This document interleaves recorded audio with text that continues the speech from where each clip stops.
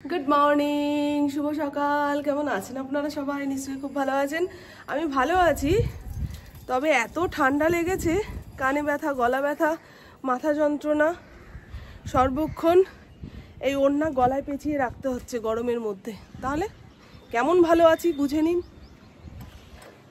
আসলে এমন টানা গরম পড়ছে না ঘেমে নিয়ে একাসার হয়ে যাচ্ছি আর ওই ঘাম গায়ে শুকাচ্ছে নাহলে ঘাম অবস্থাতে পাখার নিচে বসে পড়ছি এসি ঘরে ঢুকে পড়ছি হয়ে গেছে রাতের দিকে এত শীত করছে মনে হয় কাঁপুনি দিয়ে জ্বর আসবে পাখা বন্ধ করতে বলতে পারছি না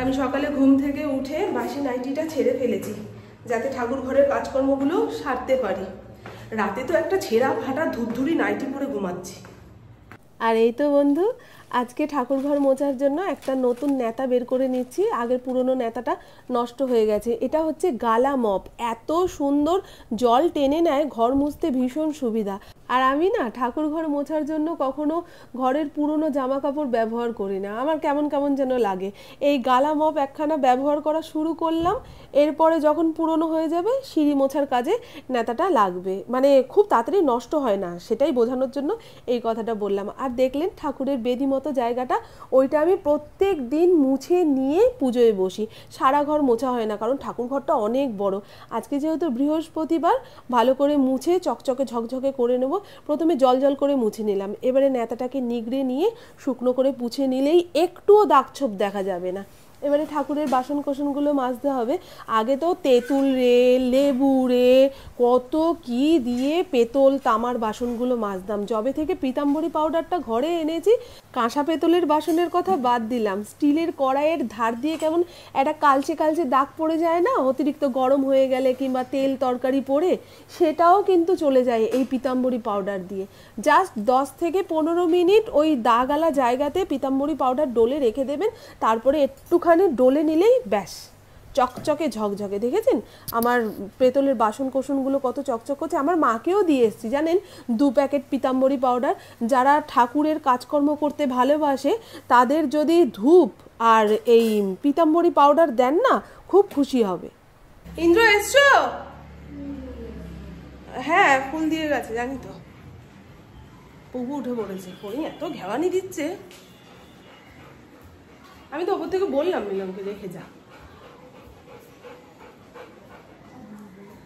আর পুপুর পরীক্ষা হবে এই কারণে কলেজ বন্ধ সকালে দেরি করে ঘুম থেকে উঠছে আর অফিসের ছেলেটা ফুল দিতে এসে ডোরবেলটা বাজিয়ে দিয়েছে আমার ফড়িং তো মাত মাত চিৎকার মনে হয় বাড়িতে ডাকাত পড়েছে ওরকম আচমকা চিৎকার ঘুমের চোখে কানে আসলে না দেখবেন বুকের ভেতরটা ধরাস ধরাস করে ওই জন্য পুপু বলছে ছেলেটাকে শাসন করো না ছেলেটাকে শিক্ষা দিতে পারো না মানে ফড়িং দোষ করলে তখন আমার ছেলে আমার আদরেই সে বাদর হচ্ছে সুজাতা বাসন মাজতে চলে এসছে আর ওপরের ঘরে যত জামা কাপড় ছিল সব নিচে নামিয়ে নিয়ে এসেছি আজকে ওয়াশিং মেশিন চালাতেই হবে গরমে সারাদিনে 3-4টে জামা কাপড় এই ড্রামে রাখছি বুঝলেন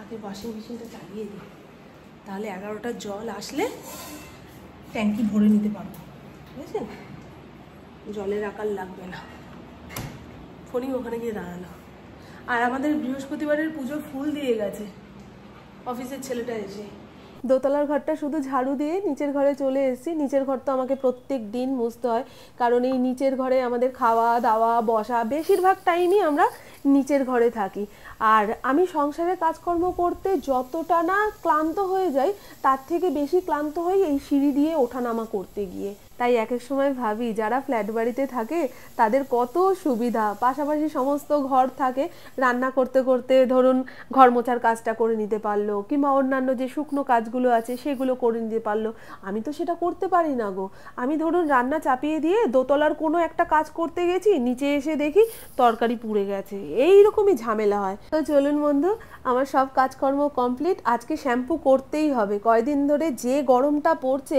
আর গরমে আমার মাথা মাথার ভেতরটা ঘামে বেশি, জানেন? কখনো মাথার ঘাম চুইয়ে চোখে পড়ছে রান্না করতে করতে, তারপরে আর কিছু দেখতে পাচ্ছি না, কখনো সাইড দিয়ে ঘাম চুইয়ে এসে কানের ফুটোতে ঢুকে যাচ্ছে, এই তো জ্বালা। আপনারাও বলবেন হ্যাঁ আপনাদের ঘামটা কি ধরনের? অনেকের পায়ের নিচ ঘামে, হাতের নিচ ঘামে। এখানে প্রভুর খাবার রেডি করে নিয়েছি, আমার কিন্তু স্নান হয়ে গেছে। হ্যাঁ, আর দেখুন না, প্রভুকে খেতে দিয়ে আমি মনে মনে ভাবছি আমের দিন তো শেষ হয়ে গেল, এবারে সকালবেলায় ঘুম থেকে উঠে প্রভুকে কি খেতে দেবো এই নিয়ে চিন্তা করতে হবে। যতদিন ঘরে আম থাকে ততদিন বাঙালির বাড়ির বউরা নিশ্চিন্ত, সকালে ওই আম মুড়ি খই এই সমস্ত দিয়ে দাও, ঘরের লোকরা খেয়ে বেরিয়ে যাবে। যদিও আমার প্রভুর খাওয়া নিয়ে কোনো জ্বালা নেই, যা দেবো তাই খাবে। ইন্দ্র খেয়ে দিয়ে বেরোলো, আমি এখনো মুখে কিছু দিইনি, আমার খেতে ইচ্ছা করছে না, মুখে স্বাদ নেই তো।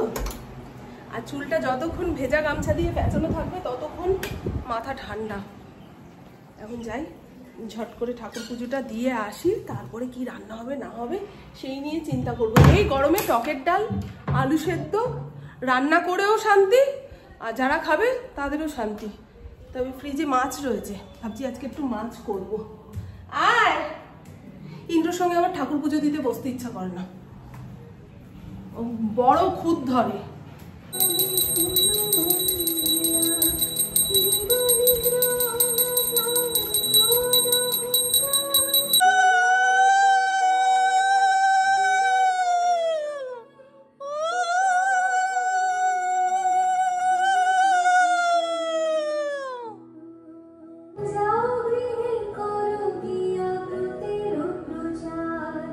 আর জানেন বন্ধু, আমি না সকালের দিকে খুব একটা ভারী খাবার খেয়ে কাজকর্ম করতে পারি না। শরীর তো ভারী হয়ে যায়, সেটা আলাদা কথা, তার উপরে পেটটা এমন ডাবু হয়ে থাকবে আমি দুপুরে ভাত খেতে পারবো না। আর দুপুরে যদি ভাত না খাই বিকেল টাইমে এমন খিদা পাবে, তখন মনে হবে যা ইচ্ছা তাই খাবো, একটুখানি ভারী কিছু খাবার পেলে ভালো হবে, বুঝেছেন?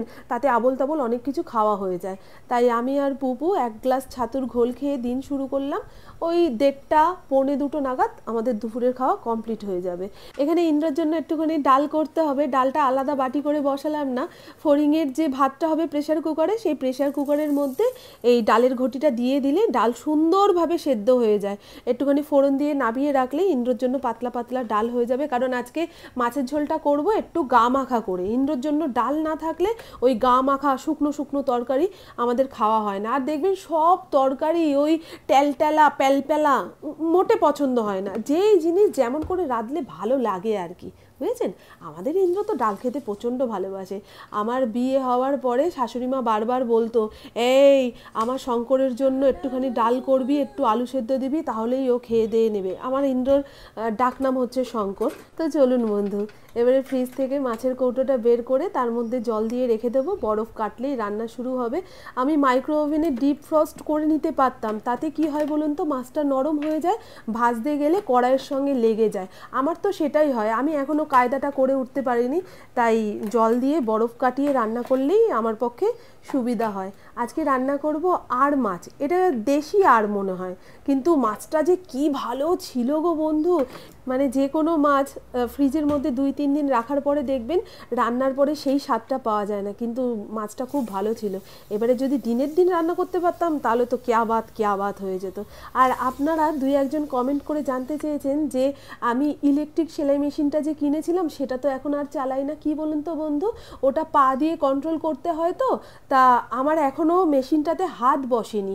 আমি টুকটাক ওই গোপালের জামা কাপড়, ধরুন আমাদের ঘরের ছেঁড়া ফাটা জামা কাপড়গুলো সেলাই করছি। হাতটা বসে গেলে আমি পুজোর সময় আমার নিজের ব্লাউজটা ওই মেশিনেই করতে পারবো, তাহলে বুঝে গেলেন। আর আমি তো শনিবার দিন প্র্যাকটিস করি, শনিবার যেহেতু ভিডিও করা হয় না তাই আপনাদেরও দেখাতে পারি না। আর আগের দিন যে ওই জিপলক ব্যাগের মধ্যে শাক ছাড়িয়ে রেখে দিয়েছিলাম, দেখুন কি টাটকা অবস্থাতে রয়েছে। এখন জলের মধ্যে ফেলে রেখে দেব, যত বালি কাদা রয়েছে সব নিচে থিতিয়ে গেলে ধুয়ে কেটে রান্না করব।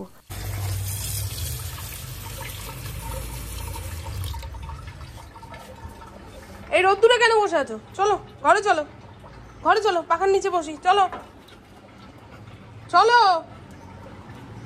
একে পাখা একদিকে চালিয়ে দেবো আর একদিকে গিয়ে বসবে।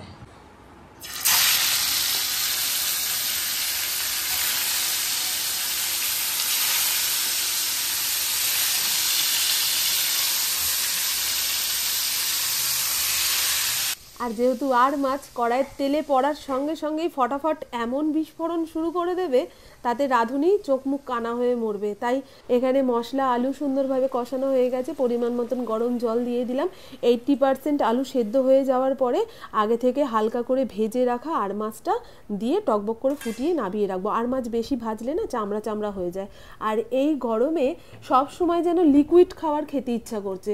প্লেন জল খেলে না আমার পেটের ভেতরে সব কিছু গুলিয়ে পাকিয়ে বেরিয়ে আসে। তাই লেবুর জল, গ্লুকন্ডির জল, তারপরে এই স্কোয়াশটা যে কি ভালো, 2 রকমের এনেছিলাম, একটা লেমন ফ্লেভারের, একটা অরেঞ্জ ফ্লেভারের।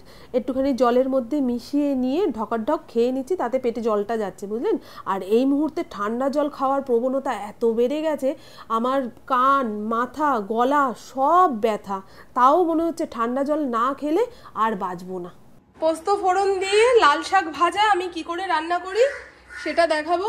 কড়াইয়ের মধ্যে পরিমাণ মতন তেল দিয়েছি, কয়েকটা গোটা শুকনো লঙ্কা ফোড়ন দিয়েছি, অনেকটা পোস্ত নিয়ে নিয়েছি। পোস্তটা তেলের মধ্যে দিয়ে একটু নেড়ে চেড়ে নেব, তাহলে মুখে যখন পড়বে না কচর মচর আওয়াজ হবে।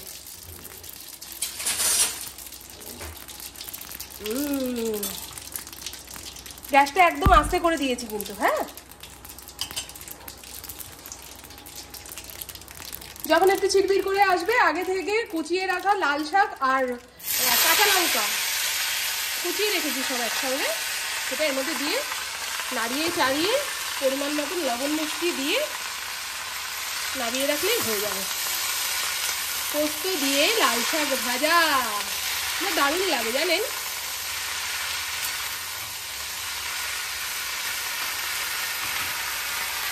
এই দেখুন রোদটা নিভে এসছে। মেঘলা বললে পাবলিক আমাকে পেটাবে। হ্যাঁ, মেঘলা দেখছো তুমি? এখানে কলার খোসা নেটের ব্যাগে করে শুকাতে দিয়েছি, গাছের গোড়ায় দেব। আর প্রত্যেকদিন কলার খোসা রাখতে ভুলে যাই। চলো, রান্নার পরে যে বাসন কোসনগুলো জমেছে সেগুলো ধুয়ে গামলার মধ্যে উপর দিই। আসলে এত গরম পড়েছে, সামান্য কাজেই যেন অস্থির।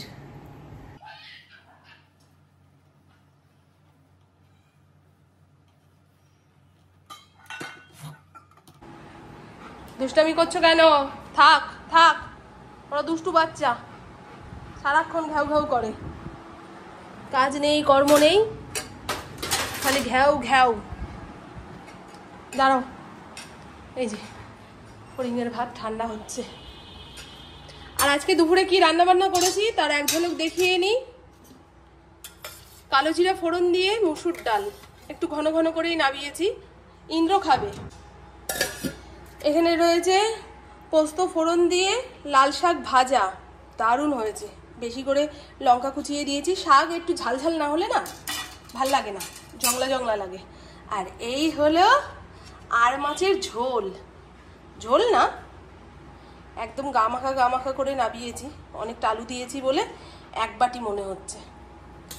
রাতেও তো খেতে লাগবে, নাহলে আবার রাতে কি রান্না করব না করব এই নিয়ে ভাবো। এত টেস্ট হয়েছে না। এই মাছ পেঁয়াজ রসুন দিয়ে রান্না করলেও ভালো লাগে, কিন্তু যা গরম পড়েছে পেঁয়াজ রসুন খাওয়া যাবে না, বদহজম হয়ে যাবে। তাই আদা জিরা কাঁচা লঙ্কা বাটা দিয়ে করেছি, বেশি করে টমেটো দিয়েছি। ফড়িংকে এসে খেতে দেবো, আগে আমি গা ধুয়ে আসি। হ্যাঁ মা, আমি গা ধুয়ে আসি। নাইটি পুরো ভিজে গেছে। ঠান্ডা লাগলে না কিছু ভালো লাগে না, দেখবেন, না খেয়ে শান্তি না শুয়ে শান্তি, তাই না? এই দেখুন গনগনে রোদ সব কিছু তো পুড়িয়ে দিচ্ছে গো, পুড়িয়ে দিচ্ছে। যেটুকু খাওয়ার খেয়েছে এর পরের ভাতটুকু বাটিতেই থাকবে। আর দেখুন মুখে করে ভাত কত জায়গায় ছড়িয়েছে। এই ভাতগুলো পড়ে থাকবে তো, এর উপরে পিঁপড়ে বসবে, তার উপরে ও বসবে, কানে ঢুকলে মাথা নাড়াবে। চলো চলো, অনেক ইয়ে করেছি তোমাকে নিয়ে, চলো চলো, আসো আসো, আসো আসো, আগে পটি করে তারপর ঘরে যাবে। চলো চলো, ঘন্টায় দরজা খোলো আমি বেরোবো, এরকম চলবে না বাবা। আসো আসো, সবাই আমরা খেটে খাই, আসো, তোমার মতন বসে খাওয়া পাই না আমরা। যাও।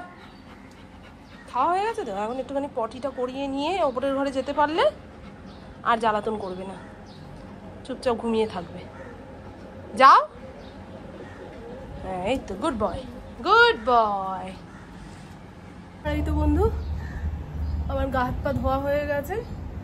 এবারে আর কোনো কাজ থাকলেও সেদিকে তাকাবো না, আর পারছি না।